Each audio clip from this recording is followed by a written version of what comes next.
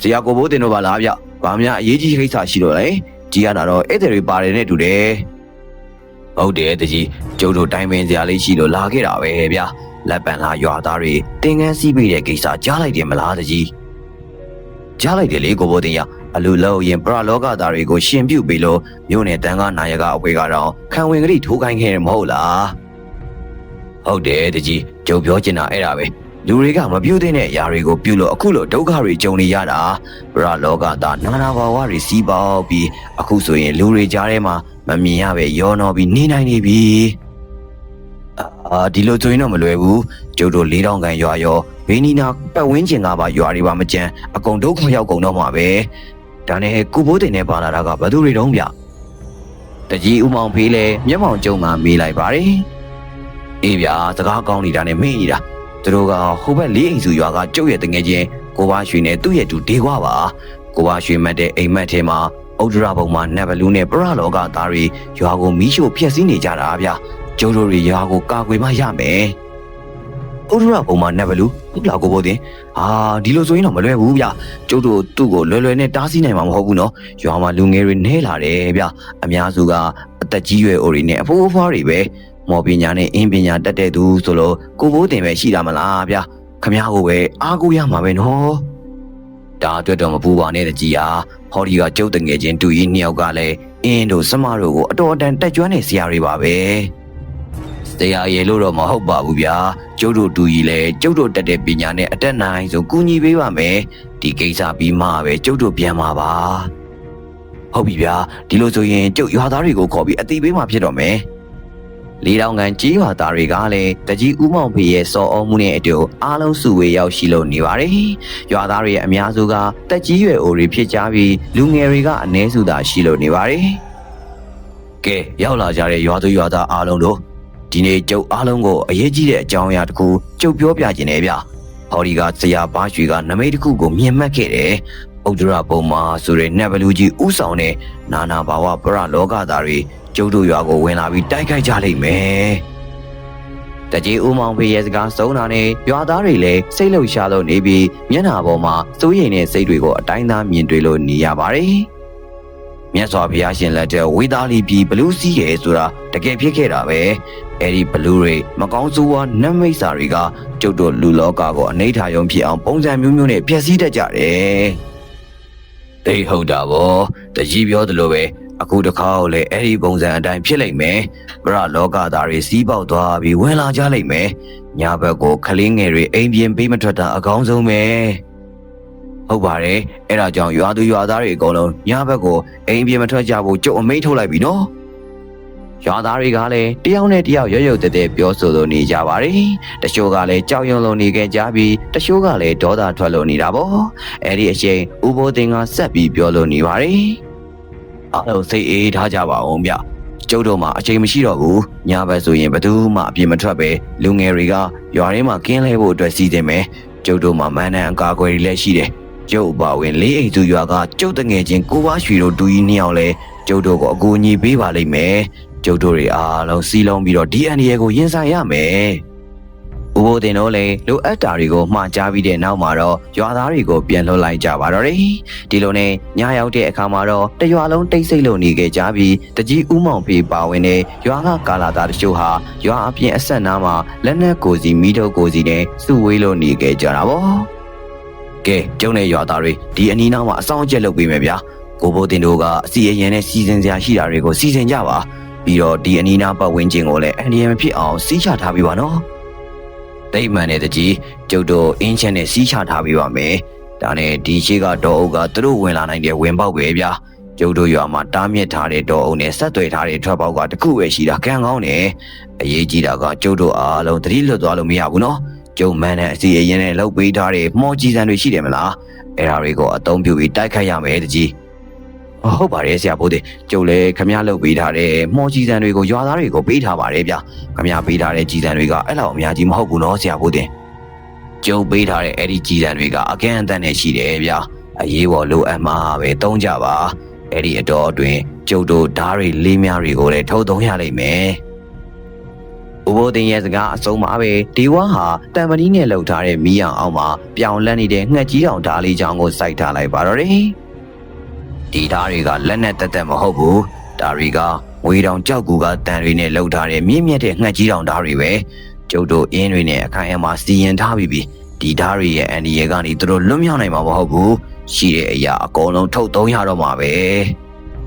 ဟုတ်တယ်ကိုဘိုးတင်ကျုပ်တို့ဘရင်အောင်ပေါင်းဖြတ်ပြီးတိုက်တယ်လို့မျိုးကိစ္စပြီးအောင်တခါတည်းလုံးမရမယ်ကျုပ်တို့တွေသူတို့ကိုတိုက်ခိုက်နိုင်မယ်လို့ယုံကြည်တယ်ဗျာရွာသားတွေကလည်းဥပရွှေရဲ့စကားကိုနားထောင်ပြီးစိတ်သက်တည်တက်ကြွလို့လာပါတယ်ဒီညလာခွေညပဲကောင်းငင်ကမှောင်မဲနေတယ်ဘရလောကတရေတစီတွေကပုံမှန်ထက်ပိုပြီးစွမ်းအားကြီးတယ်ဒီညသူတို့ပေါ်လာနိုင်တယ်ကွဥပရွှေလည်းမှောင်မိုက်နေတဲ့ကောင်းငင်ကိုကြည့်ကပြောလိုက်ပါတယ်ကိုဝါရွှေခမည်းမရောနောက်ထပ်အစီအမံတွေရှိသေးလားဗျကျုပ်တို့တွေအမားအယွင်းမဖြစ်အောင်ကြိုတင်လုပ်ထားတာပေါ့အေးဟုတ်သားပဲကိုဘိုးတင်ပြောမှကျုပ်တဲ့တတိရတော့တယ်ဟိတ်ဒီဝါမင်းဆရာကြီးပေးထားတဲ့ရက်ခပြက်ဒီဘလူးရုပ်ပါတယ်မဟုတ်လားရက်ခပြက်ဒီဆိုပါလားအေကန်ကတော့ဘလူးအင်းနဲ့တိုက်ရမယ်ဘလူးရုပ်ပဲဖြစ်ရမယ်ဟုတ်ပါတယ်ဗျကျုပ်ရှမ်းပြည်မြောက်ပိုင်းရှမ်းဆရာကြီးဆိုင်းတော်ဘာစီမှာပညာစည်းပူတော့ကရခဲ့တဲ့ရက်ခပြက်ဒီဘလူးရုပ်ပဲဒီအယုတ်ကိုအင်းတွေစမတွေနဲ့အသေးအရှားလေးစီရင်ထားတာဗျ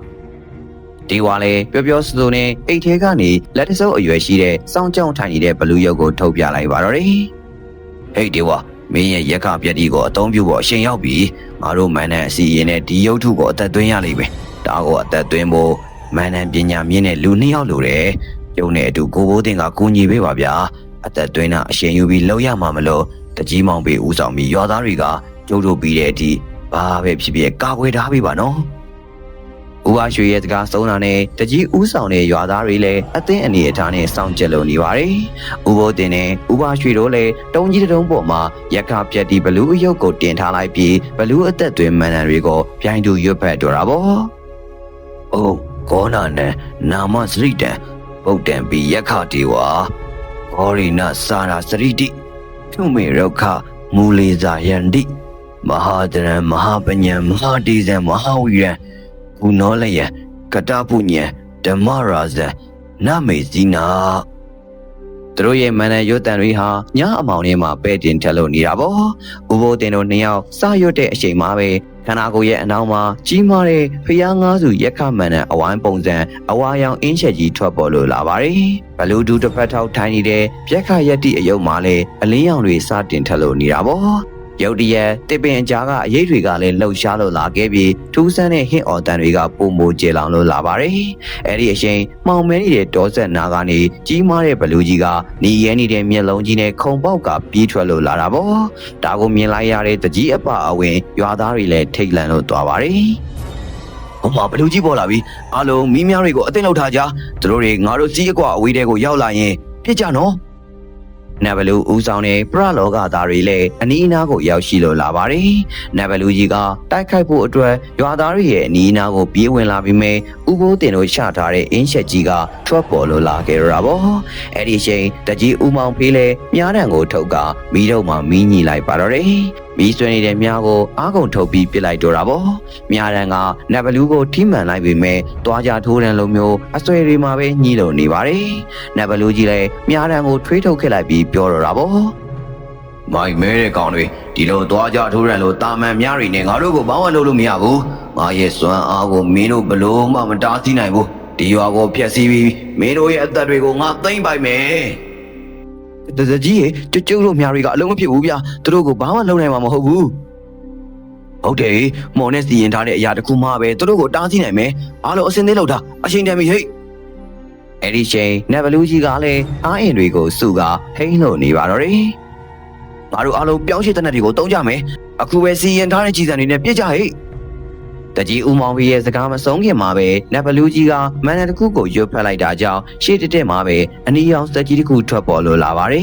ဒေဝအပါအဝင်ရွာသားတွေလည်းအောက်မှာမြင်နေရတဲ့ပရလောကသားတွေကိုထိမှန်အောင်တေချာရှိန်ပြီးပြစ်ခတ်လိုက်ပေမဲ့ဘာမှမဖြစ်ပဲရှိလို့နေပါတယ်ဟေးဒီဝါဒီနာနာမဝါတွေကဘာလို့အင်းစီရင်ထားတဲ့ကြီးစံတွေနဲ့ကိုဘာမှမဖြစ်တာလဲသူတို့ကိုမထိခိုက်စေဘူးဟမ်ငါတို့တွေဘယ်လိုလုပ်ကြမလဲကွာ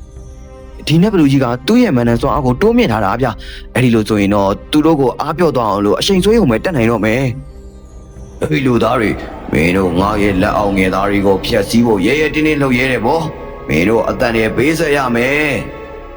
်နဗလူကြီးလည်းအတန်နဲ့ကြီးနဲ့ပြောလိုက်ပြီးဥဒ္ဒရဘုံမှာမှော်စင်ပညာကိုထုတ်တုံဖို့အတွက်ပြင်ဆင်လိုက်ပါတယ်လက်နှစ်ဘက်ကိုပူကတ်လိုက်ပြီးရင်ဘက်နာကိုကက်ကမန္တန်တွေကိုရွတ်ဆိုတော့ဗောဩတော့ဝီဇီနာတာမိကာရာကာရံပူရာပူရိနမတမောနောတံဗုဒ္ဓံဓမ္မနုသူဓမ္မတိနဗလူကြီးမန္တန်ရွတ်ဆိုနေချိန်မှာပဲသူ့ရဲ့အနောက်မှာကြီးမားတဲ့ရက်ခကွန်ရဲ့အင်းရှက်ကြီးကပေါ်ထွက်လို့လာပါတယ်ဟာဟိုမှာဘလူးကြီးဘာလို့ရွနေပြီလဲမသိဘူးဟာတကယ်လို့ငါတို့ကိုကာကွယ်ပေးထားတဲ့အန်ဒီရဲ့ကင်းအင်းစီချက်တွေပြတ်သွားခဲ့ရင်တော့ဆရာဘိုးတင်ရဲ့ငကြီးတောင်ဓာတ်တွေကငါတို့ကိုကူညီလိုက်မယ်ဟဲ့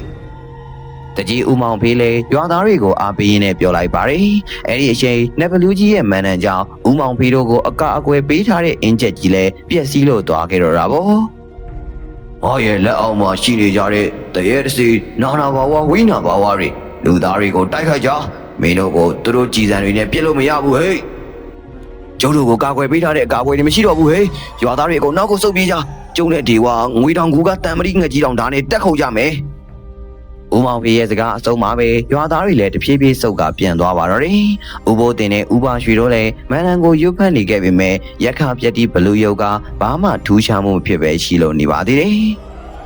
အိုးရက်ခပြက်တီမင်းရဲ့စွမ်းအားကိုနှိုးထားစေမကောင်းသူဝါတွေကိုဖျက်ဆီးပြီးငါတို့ရွာကိုကာကွယ်စေဦးပါရွှေရဲ့မျက်နှာမှာစိုးရိမ်မှုတွေကပြည့်နှက်လို့နေပါတယ်ဘာလို့မလုပ်တာလဲငါတို့မန္တန်ကိုအပြည့်အဝရွတ်ဆုပ်ပြီးပြီမဟုတ်လားဦးပါရွှေလည်းအနှဲငယ်စိုးရိမ်တဲ့အတန်နဲ့ပြောလိုက်ပါတယ်ကျုပ်တို့အစွမ်းကိုလုပ်ခဲ့ပြီးပါရွှေကျုပ်တို့အခုစောင့်နေဖို့အချိန်မရှိတော့ဘူးကျုပ်တို့ရွာတကြီးနဲ့ဒေဝါတို့အန္တရာယ်ရှိနေပြီသူတို့ကိုကူညီဖို့နီးလန်းရှာရမယ်အဲ့ဒီချိန်မှာပဲဒေဝါဟာငှက်ကြီးတောင်ဓာတ်နဲ့လာသမျှတရေစီတွေကိုခုတ်ပိုင်းရင်အော်ပြောလိုက်ပါတယ်ဓာတ်ကလုံးဖြစ်တယ်အားလုံးဓာတ်တွေတုံးကြဗျတကြီးဦးမောင်ဖေးလည်းငှက်ကြီးတောင်ဓာတ်ကိုကြစ်ကြစ်ပအောင်ကိုင်းရင်အားရပါရခုတ်ပါတော့တယ်ဒါကိုမြင်နေရတဲ့နတ်ဘလူးကြီးလည်းအလုံးကိုဒေါသထွက်ကအန်ကိုကြိတ်ရင်ပြောလိုက်တော့တာဗောဘယ်ကောင်ကတန်းကိုလာပိတ်ရတာလဲအကုန်ရှင်းပြမယ်တကောင်မှမကြံမဲ့အသေးစိုးနဲ့သိရမယ်ကျုပ်သာအသက်အသေးခံလိုက်မယ်ဗျာကျုပ်ရဲ့ရွာသားတွေကိုခမရလက်ပြားနေတော့မထီးစိန်နေရဘူးဟုတ်တယ်တကြီးကျုပ်လည်းအစွမ်းကိုကာကွယ်ပေးမယ်သူတို့ပြောနေတဲ့အချိန်မှာပဲနတ်ဘလူးကြီးကအနီရောင်ဘလူးဆက်မီလုံးကြီးနဲ့တကြီးတို့၄ယောက်ရှိရာစီကိုပြစ်လိုက်ပါတော့တယ်သူတို့၄ယောက်သာတတိကြီးကြီးနဲ့ရှောင်တိန်လိုက်တာကြောင့်လက်မလေးတင်လွတ်သွားခဲ့တော့တာဗောကြည်သမ်းပါဦးမင်းတို့လက်တဆုပ်စာလေးနဲ့ငါ့ကိုကျင်လို့ရမယ်များထင်နေကြလားနတ်ဘလူးကြီးကတဟားဟားရေလို့နေပါတယ်ဥဘိုးတင်တို့၄ယောက်သာအာတင်းကကုံယုံထားခဲ့လိုက်ကြတာဗောအားရှိမှလာရှုပ်နေတဲ့မင်းတို့ရဲ့အကုန်လုံးကိုရှင်းပြီးရင်ရွာတွေကကြံတဲ့ရွာသားတွေကိုအကုန်လုံးဖမ်းစားပြစ်မယ်ကျုပ်တို့အားလုံးဒီနတ်ဘလူးကိုတားဆီးနိုင်မှာဖြစ်မယ်ကိုပါရွှေဒီလိုမှမဟုတ်ရဲ့အကုန်လုံးတရဏဂုံမတင်လိုက်ရပဲဖြစ်သွားကုန်လိမ့်မယ်ဟုတ်တယ်ကိုဘိုးတင်ကဲအားလုံးစိတ်ကိုတင်တာဒီတိုက်ပွဲကနောက်ဆုံးတိုက်ပွဲဖြစ်နိုင်တယ်ကောင်းကင်နဲ့မြေကြီးကကျုပ်တို့ရဲ့စိတ်ဆန္ဒကိုမြင်ရင်ကျုပ်တို့စောင့်မျှော်နေတဲ့အရာမှန်သမျှဖြစ်ကိုဖြစ်ရမယ်ကိုဘိုးတင်ကျုပ်တို့ရက်ခပြက်တီကိုပြန်ပြီးအသက်သွင်းကြမယ်ဗျာမန္တန်တွေမလွဲမသိတလုံးမှမမှာပဲမှန်အောင်ပြန်ပြီးရွတ်ဆိုကြရအောင်ဥပါရွှေနဲ့ဥပိုးတင်တို့လည်းသူတို့ရဲ့နောက်ဆုံးမျှော်လင့်ချက်ဖြစ်တဲ့ရက်ခပြက်တီဘလူးရုပ်ကိုပြန်အသက်သွင်းဖို့အတွက်မန္တန်တွေကိုစတင်ရွတ်ဆိုပါတော့တယ်။အိုး ADB အရဟံအဝိညာဏဩဒတံတဝိညာဏံတမအံထာစီယာထကြွစီယာကြွဝိဇာဒုရယရက်ခပြက်တီအမိရှိဝင်းပြောင်အလင်းရောင်ရှက်ရှင်းယခုအောင်စေတည်းသူတို့ရဲ့မန်နရွတ်တန်တွေဟာတစားတဲ့တစပုံမကျေလောင်လို့လာပါတယ်သူတို့ရွတ်လိုက်တဲ့အချိန်မှာပဲကြီးမားတဲ့ရက်ခစမအဝိုင်းကြီးကထွက်ပေါ်လို့လာတာပေါ့နတ်ဘလူးကြီးကလည်းပြန်လဲတိုက်ခိုက်ဖို့အတွက်ရက်ခမန်နတွေကိုပြန်လဲပြင်ဆင်လို့ဖက်လို့နေပါတယ်ကံကောင်းကျင်တော့ဥဘိုးတင်တို့ရွတ်ဆိုနေတဲ့မန်နတွေကအလုတ်ဖြစ်လို့သွားကရက်ခပြက်တီဘလူးရုပ်ကအလင်းရောင်တွေထွက်လို့လာပါတော့တယ်ခဏအကြာမှာတော့ကြီးမားတဲ့ရက်ခပြက်တီဘလူးကြီးဟာအင်းရှက်ကြီးနဲ့အတူပေါ်ထွက်လို့လာပါတယ်ဒါကိုမြင်လိုက်ရတဲ့ဥဒ္ဒရဘုံမှာနတ်ဘလူးလည်းအံ့အားသင့်လို့သွားတော့တာပေါ့ဟေးဒါဘယ်လိုပေါ်လာရတာလဲရုတ်တရက်ရက်ခပြက်တီရုပ်ထုရဲ့မျက်လုံးတွေမှာအလင်းရောင်တစ်ခုထွက်ပေါ်လာပြီးရုပ်ထုဟာလှုပ်ရှားကရှေ့ကိုရှောက်လို့လာပါတယ်ကျုပ်တို့အခုစောင့်နေတော့မဖြစ်တော့ဘူးဒီကမင်းငါတို့နဲ့အတူမန်နန်ရွတ်ပေးဖို့တောင်းဆိုရလိမ့်မယ်မင်းရဲ့စိတ်သွင်းအင်ကိုလိုအပ်နေတယ်တကြီးလည်းကျုပ်တို့နောက်ကနေလိုက်ရွတ်ပေးဟုတ်ပြီဦးလေးကျုပ်အစွမ်းကုန်လုပ်ပါမယ်ဗျဒီ ဒီလိုနဲ့ဥပါရွှေတို့၄ယောက်သားလက်နှစ်ဖက်ကိုကိုစီစူထားလိုက်ကြပြီးတိတ်ထိတင်တဲ့မန်နန်တွေကိုကြည်ကြည်လောင်လောင်ရွတ်လို့နေပါတော့တယ်။အဲ့ဒီအချိန်နက်ဘလူးကြီးကလည်းတိုက်ခိုက်ဖို့အတွက်မန်နန်တစ်ခုကိုရွတ်ဆိုလိုက်တော့တာပေါ့။အိုးတော့အဟံဝိစိနာတာမိကာရာကာရံပူရာဘူကြီးနမတမနံဩဒတဓမ္မနုတုဓမ္မန္တိငါဩဒရကိုယယခရာသာသေနာပရိမယံနတိမယံတိတိဋ္ဌိနာဂကလောအဟံဧရာနာဘလူးကြီးရဲ့မန်နဲ့အစုံးမာတင်ရက်ခဆက်ကြီးတစ်ခုထွက်ပေါ်လာခဲ့ပြီးရက်ခပြက်ဒီဘလူးကြီးစီကိုပြစ်လိုက်ပါတော့တယ်ရက်ခပြက်ဒီဘလူးလည်းလက်နဲ့အပေါ်ကိုကာလိုက်တာကြောင့်မထီတော့ပဲပျောက်ကွယ်လို့သွားတာပေါ့ဟေးမိုက်မဲတဲ့ကောင်မင်းရဲ့စွမ်းအားကငါ့ကိုပြည့်စည်နိုင်မယ်လို့ထင်နေတာလားမင်းကိုအမုတ်အပြစ်ကြေမွသွားအောင်လုပ်ပြမယ်စောင်းနေဩဒရဘုံမှာနတ်ဘလူးရဲ့ဟေ့နတ်ဘလူးကြီးကလည်းအတန်ရဲကြီးနဲ့ကြွေးကြော်လိုက်ပြီးအတွင်းစွမ်းအားကိုစုကအားကုန်ခုန်ကန်လိုက်ပါတော့တယ်။ရှေ့ကန်ချက်ကရင်ဘတ်အရှိုက်ကိုထိကရက်ခပြက်ဒီဘလူးကြီးလည်းနောက်ကိုဖင်ထိုင်လျက်သားလဲကျလို့သွားပါတော့တယ်။ဒါကိုတတိထားမိတဲ့ဥပိုးတင်လည်းငွေတောင်တံမဏိငှက်ကြီးတောင်ဒါကိုအသုံးပြုဖို့အတွက်ပြောလိုက်တာပေါ့။ဒီဝါကြီးကျုပ်တို့ရဲ့ငှက်ကြီးတောင်ဒါကိုအကုန်ယူလာပြီပါကျုပ်တို့မော်ဒါကိုအသုံးပြုမှရမယ်။မေတို့ရဲများလာပြီငါ့ကိုလာမထီးတဲ့မေတို့ရဲ့သွေးသားတွေမဟုတ်ဘူးမေတို့ရဲ့မော်စွားတွေကိုလည်းငါဟာအဖြစ်ယူပြစ်ပဲမေတို့နဲ့ငါတော်တော်စိတ်ကုန်နေပြီလာဒီကိစ္စကိုဆုံးသက်ကြမယ်ဒီမှာရှိတဲ့မင်းတို့ကိုငါမှဘယ်လောက်စွားရရှိလဲဆိုတော့သိစေရမယ်စိတ်မရှိတော့တဲ့နတ်ဘလူးလေဒေါနဲ့မောနဲ့ပြောကရက်ခပြက်တိဘလူးကိုအနီရောင်ပုံမှာဘလူးဆက်တွေနဲ့ပြစ်လိုက်တဲ့အခါမှာတော့ဘလူးဆက်တွေကလက်သေးကနေထွက်လာခဲ့ပြီးတန်တန်မမတ်ရက်ခပြက်တိဘလူးစီကိုရောက်ရှိလို့သွားပါတယ်